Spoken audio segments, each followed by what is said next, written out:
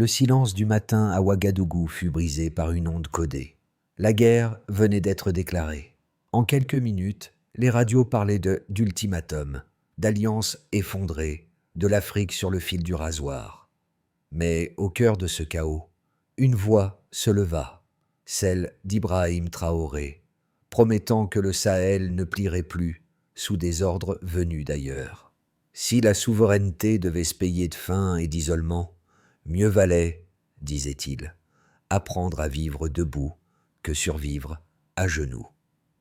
Ce jour-là, les frontières ne se dessinaient plus sur les cartes, mais dans les consciences. Les chancelleries occidentales parlaient de restaurer l'ordre, tandis que les peuples du Sahel parlaient, eux, de retrouver la dignité. Entre ces deux visions se trouvait un gouffre, celui où se décidait le futur d'un continent jeune, fatigué de supplier pour exister.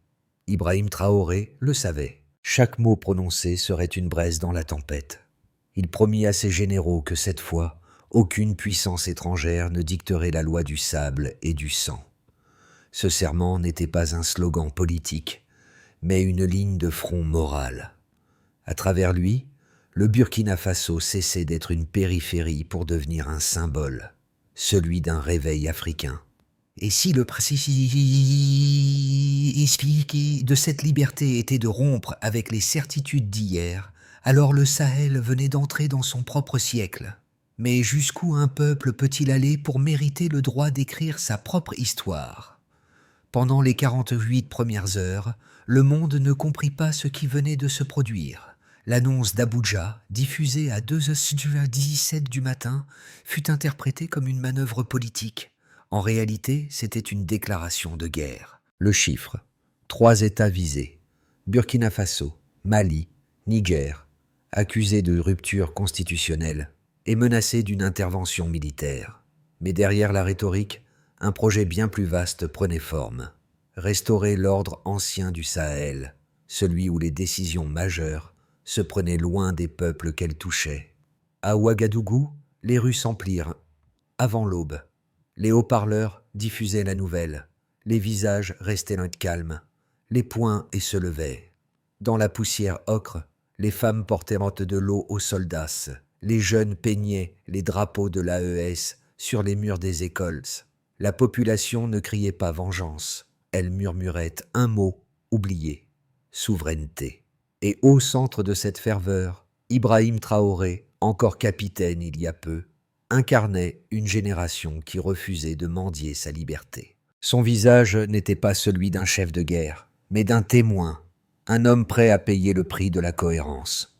Car les 20 dernières années du Sahel avaient été une suite d'expériences ratées, programmes d'aide conditionnés, opérations extérieures, transitions inachevées. Les promesses d'investissement s'étaient transformées en chaînes de dettes. Les jeunes avaient fui, les anciens avaient perdu foi. Et soudain, la rupture d'Ibrahim Traoré devint un miroir. Chaque village se demandait si ce n'était pas à son tour de se lever. Sous les chiffres, il y avait une certitude simple. L'Afrique n'était pas en train de s'effondrer. Elle changeait de centre de gravité. Ce qui commença comme une crise diplomatique devenait une renaissance politique. Dans les jours qui suivirent l'ultimatum, Ibrahim Traoré ne chercha pas à rallier les foules. Elles vinrent d'elles-mêmes. À Ouagadougou, il visita les casernes sans escorte officielle, parlant aux soldats comme à des frères. « Ce n'est pas une guerre pour gagner, mais pour ne plus plier. » Ces mots passaient de bouche en bouche, se mêlant au bruit des marteaux des forgerons qui, toute la nuit, façonnaient des lances et des drapeaux improvisés. À Kaya, une mère de 60 ans raconta avoir caché son fils avant de lui dire « Ne tire pas seulement pour vivre, tire pour être libre. » Cette phrase, enregistrée sur un téléphone, devint virale. Elle résumait le souffle du moment. La peur reculait, remplacée par un calme obstiné. Les journalistes étrangers lui parlaient de fanatisme. Ils ne voyaient qu'un peuple qui reprenait possession de lui-même. Dans les marchés, les conversations ne sortaient plus sur les prix, mais sur le mot dignité. Dans les écoles, les enseignants expliquaient que l'histoire ne s'écrit pas seulement dans les livres, mais parfois dans la poussière des routes. Ibrahim Traoré n'avait pas demandé à devenir symbole. Il l'était devenu parce qu'il disait tout haut ce que d'autres murmuraient. Depuis des décennies, son regard portait la fatigue de ceux qui avaient trop attendu et la foi de ceux qui ne pouvaient plus reculer. Dès lors, chaque geste prit valeur d'exemple, chaque silence devint un signal. Le changement ne se mesurait plus en discours, mais en volonté alignée. Tout commença avant l'aube, quand les premières transmissions interceptées confirmèrent que la décision d'Abuja n'était plus une menace, mais un ordre d'attaque. Les unités frontalières furent placées en alerte, les communications diplomatiques suspendues. À 06h30, les radios civiles burkinabais relayèrent un message inhabituellement bref. La patrie est menacée. Levez-vous. En moins d'une heure, les rues de Ouagadougou s'emplirent d'une foule silencieuse, serrant dans les mains des drapeaux peints à la hâte. À Bamako, les signaux étaient les mêmes. Les places publiques vibraient au rythme des tambours, non pas pour la guerre, mais pour le refus de se soumettre. À Niamey, les étudiants défilèrent sans consigne officielle, brandissant des pancartes où l'on lisait « La liberté ou rien ». Les chancelleries occidentales crurent à un sursaut émotionnel. Elles ne virent pas la cristallisation d'une conscience collective. Le soir même, Ibrahim Traoré réunit ses officiers dans une salle sans emblème. Sur la table, des cartes, un carnet, une phrase tracée d'un trait ferme. « Si le prix de la souveraineté est la faim, alors nous apprendrons à avoir faim ensemble. » Ces mots, retransmis clandestinement par un technicien de la télévision nationale, embrasèrent la région. Là où d'autres auraient cherché des alliés, il chercha des frères d'armes. En 48 heures, un pacte secret fut rédigé entre le Burkina Faso, le Mali et le Niger, l'Alliance des États du Sahel, AES. L'accord fut signé sans caméra, pas de drapeau étranger, pas de discours grandiloquent, seulement 3 signatures et une idée, que nul ne décide plus à la place des peuples du désert. Le lendemain, les marchés bruissaient de rumeurs, la création d'une banque du Sahel, d'un plan de défense commun, d'un réseau d'infrastructures traversant les frontières. Pour la première fois depuis des décennies, le mot indépendance reprenait un sens concret. Mais à Paris, à Washington, à Abuja, l'inquiétude monta d'un cran.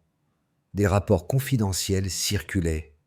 Si l'AES n'est pas stoppée, la structure d'influence occidentale s'effondrera. Les capitales s'agitèrent. Les budgets militaires furent rouverts. Les premières sanctions économiques tombèrent. Suspension de l'aide, gel des avoirs, fermeture des ambassades. Au Sahel, on répondit par des rires amers. Nous avons survécu à la dette, nous survivrons à l'isolement. Puis vint le moment de bascule. Le 5 août, des drones d'observation franchirent la frontière nigériane. Les gouvernements du bloc ECOWAS parlèrent de mesures préventives. Pour Ouagadougou, c'était une provocation. Traoré ordonna la mobilisation générale, non pour attaquer, mais pour montrer que le Sahel savait se défendre. Des milliers de volontaires affluèrent vers les camps. Les forgerons travaillaient la nuit, les femmes cuisinaient pour les soldats, les enfants chantaient les hymnes de l'AES. Le 9 août, la tension atteignit son apogée. Le Conseil de défense de l'ECOWAS valida toutes les options. Mais, à l'instant où le monde attendait le premier tir, rien ne se produisit. Une accalmie suspendue, un souffle avant la tempête. Ibrahim Traoré se tenait sur le balcon du palais, observant le ciel du Sahel rougi par le crépuscule. Il murmura « Il croit que nous combattons pour nos frontières. Nous combattons pour ne plus avoir peur. » Trois semaines après la déclaration d'Abuja, le terrain dessinait un paradoxe que nul stratège n'avait prévu. Les analystes s'attendaient à un effondrement rapide. Selon un rapport du West Africa Security Council, le Burkina Faso ne disposait que de 7 000 soldats actifs, contre plus de 85 000 hommes du bloc ECOWAS. Pourtant, la ligne de défense n'avait pas cédé d'1 kilomètre. Les chiffres montraient une résistance hors norme. 0 base stratégique perdue, aucune défection signalée parmi les unités principales. Là où l'on projetait la peur, on trouvait la cohésion. Dans la deuxième semaine du siège économique, les indicateurs financiers semblèrent d'abord catastrophiques. Les réserves nationales fondirent de 12%, les importations de carburant chutèrent de 40%, et la monnaie locale perdit 7 points face au franc CFA. Mais un autre graphique, interne au ministère des Finances, révéla une donnée contraire. Les transactions internes avaient augmenté de 6%. Autrement dit, l'économie informelle se transformait en moteur de survie. Ibrahim Traoré s'en servit comme argument public. Quand les banques ferment, les peuples rouvrent les marchés. Là où l'Occident voyait un effondrement, le Sahel expérimentait l'autonomie. Sur le plan militaire, les écarts se mesuraient moins en munitions qu'en motivation. Les observateurs européens estimaient que l'AES ne pourrait pas tenir plus de 10 jours face à une offensive coordonnée. Or, au 20e jour, les forces burkinabées avaient récupéré 2 avant-postes et sécurisé près de 120 km de frontières. Les pertes humaines restaient limitées, 93 victimes recensées, un chiffre faible au regard de la densité des combats. Chaque point de données racontait la même histoire. Une armée de circonstances devenait une armée de conviction. Mais les statistiques les plus frappantes ne venaient pas des rapports militaires, elles provenaient des communications civiles. Sur les réseaux locaux, les vidéos identifiées sous le mot-clé Bacha S furent partagées plus de 11 millions de fois en moins d'un mois. Les chaînes communautaires, jadis marginales, virent leur audience croître de 230%. Derrière ces courbes se cachait un phénomène social, la réécriture de l'imaginaire collectif. Le sentiment d'abandon se transformait en conscience d'appartenance. Les chiffres, souvent froids, prenaient ici la température d'une ferveur. Pour Ibrahim Traoré, ces données n'étaient pas des trophées, mais des signaux. Elles prouvaient que l'équation de la puissance pouvait être inversée. Moins d'armes, plus de volonté, moins d'aide, plus de cohésion. Chaque pourcentage gagnait valeur de preuve, chaque variation devenait argument. Pour le Sahel, le passage de la situation de départ au changement ne se mesurait pas en PIB, mais en dignité retrouvée. Les chiffres, cette fois, ne vinrent pas des analystes, mais des plaines du Sahel. En 10 jours, plus de 14 milices locales furent formées, sans uniforme, sans solde, mais avec une foi absolue. Sur les radios communautaires, près de 12 langues africaines relayèrent un même message. Le Sahel appartient à ceux qui le défendent. Et sur les réseaux sociaux, le mot dièse « We are Sahel » dépassa le million de partages en moins de 72 heures. Ce n'était plus un mouvement militaire, c'était une insurrection morale. Au siège de l'ECOWAS, les rapports s'empilaient. Les observateurs parlaient d'un phénomène sans centre, d'une résistance horizontale impossible à neutraliser. Chaque tentative de coupure d'Internet était contournée par des radios artisanales. Chaque fermeture de frontières stimulait un nouvel itinéraire d'entraide. Le delta entre la prévision et la réalité dépassait tout ce que prévoyaient les stratèges. Là où Abuja espérait une reddition en une semaine, le front social s'élargissait chaque jour.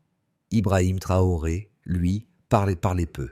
Dans une allocution rare, il lança une phrase devenue emblématique. Ils disent que nous sommes petits, qu'ils se souviennent que les pyramides furent bâties avec du sable. Les mots furent repris dans les universités, inscrits sur les murs, imprimés sur les vêtements. Ce soir-là, la télévision nationale diffusa des images d'une simplicité déroutante.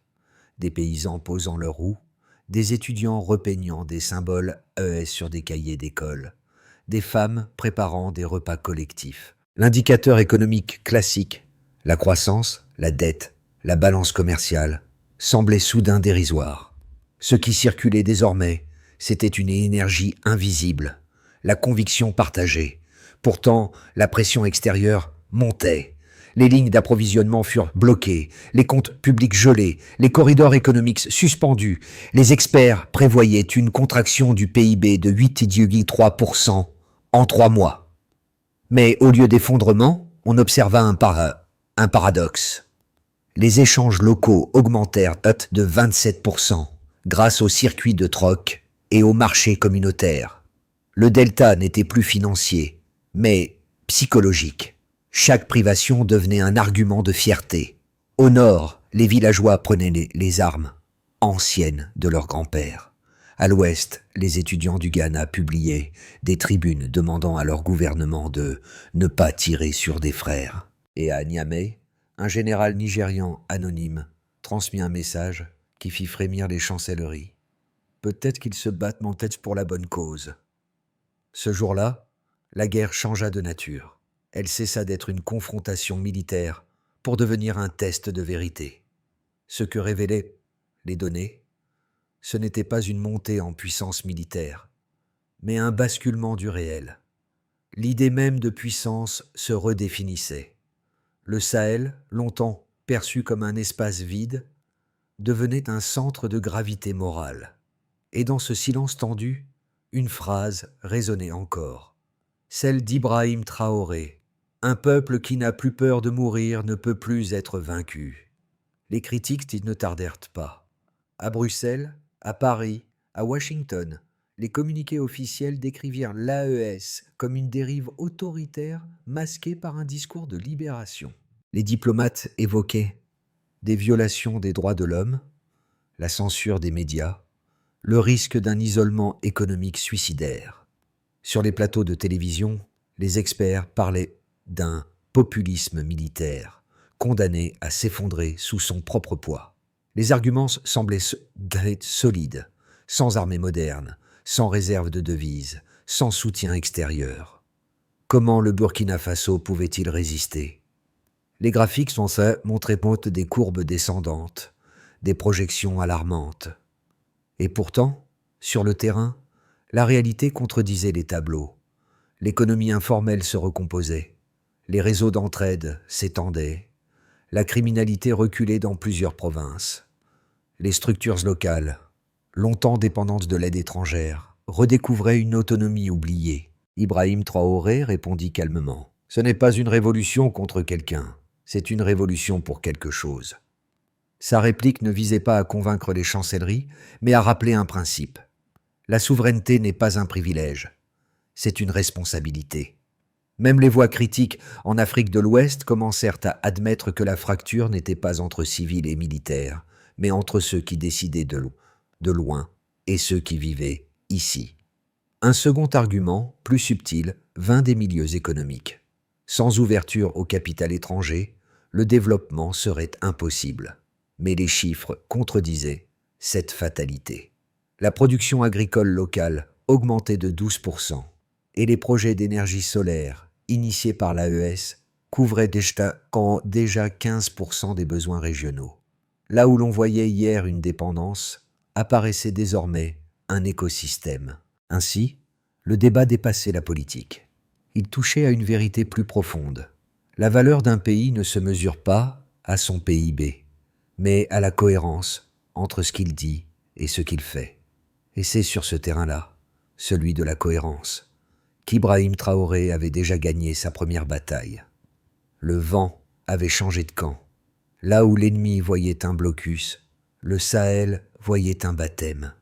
Les routes étaient nous coupées, mais les consciences, elles, s'ouvraient. Dans les écoles, les enfants récitaient des poèmes sur la liberté. Dans les casernes, les soldats chantaient avant les patrouilles. Ce qui devait briser le moral en forgeait un nouveau. Ibrahim Traoré, debout sur le balcon du palais, observait le drapeau de l'AES flotter dans la nuit. Autrefois symbole de défi, il était devenu celui d'un destin partagé. Il savait que la guerre ne se gagnerait pas par la force, mais par la fidélité des cœurs.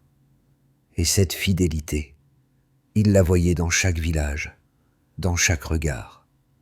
Les analystes étrangers cherchaient encore des stratégies, des alliances, des calculs. Ils ne voyaient pas que la véritable puissance s'était déplacée.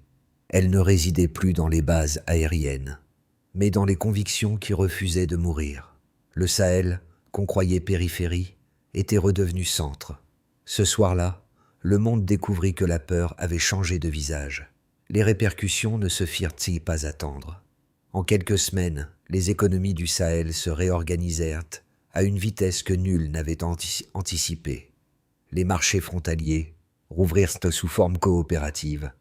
Les circuits d'approvisionnement se réinventèrent autour de micro-réseaux locaux. Les échanges intercommunautaires, qui avaient chuté de 40% au début du blocus, retrouvèrent 20% de leur volume initial grâce à la solidarité rurale. Dans un premier temps, les nations elles-mêmes furent touchées. La première conséquence fut psychologique. La fierté nationale devint un moteur économique. Au Burkina Faso, le taux de participation volontaire au programme civique atteignit 68%. Au Mali, les écoles reprirent les cours sous des tentes, symbole d'une résilience active. Au Niger, des ateliers communautaires fabriquaient des équipements à partir de matériaux recyclés.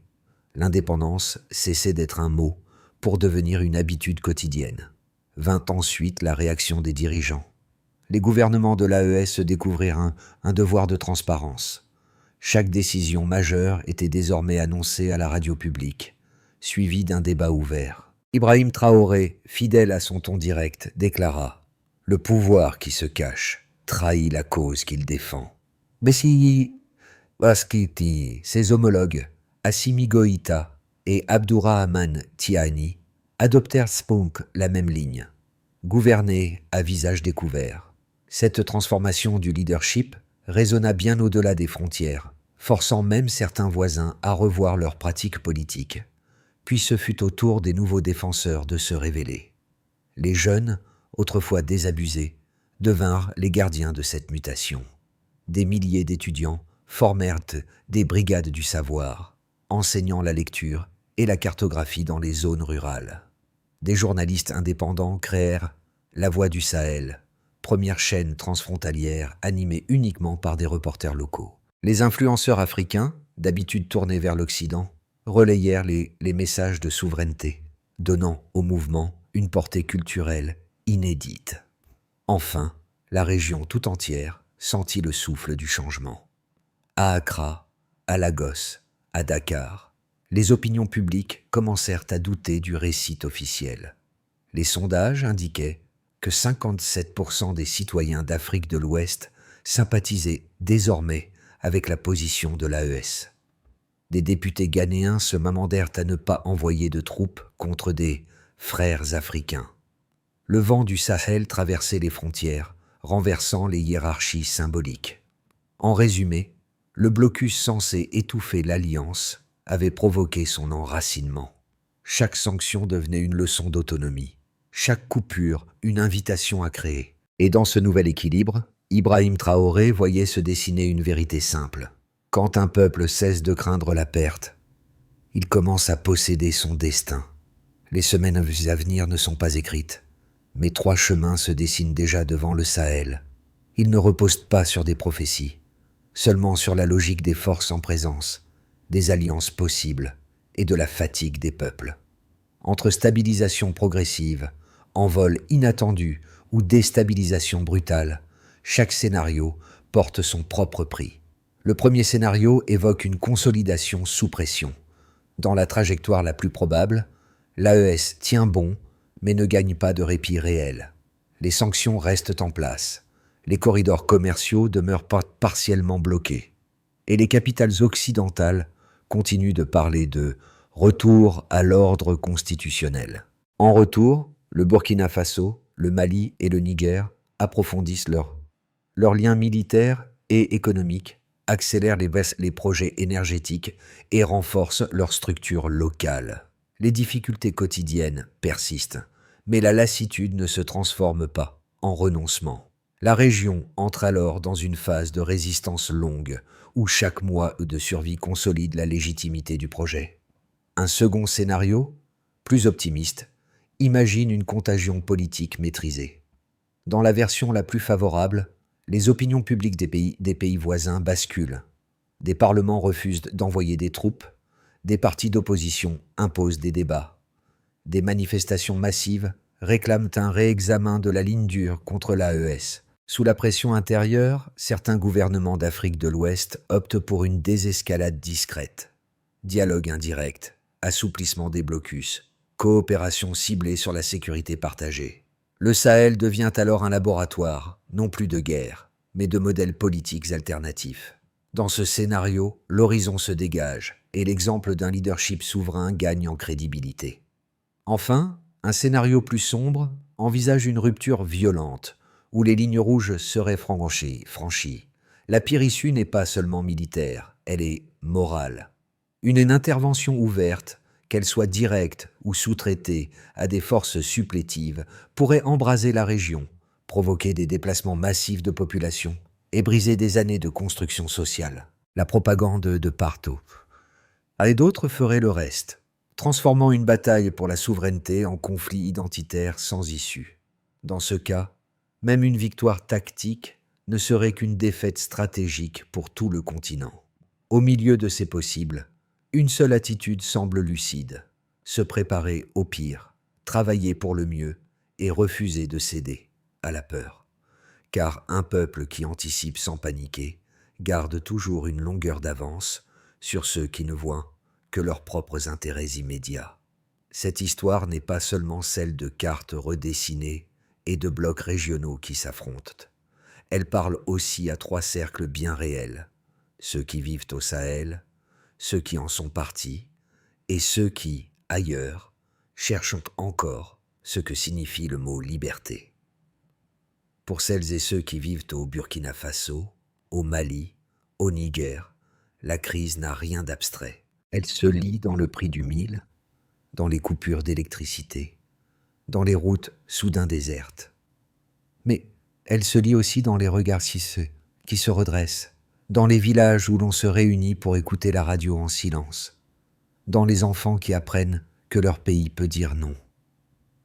Ce mélange de manque et de fierté crée une force intime que les statistiques ne mesurent pas.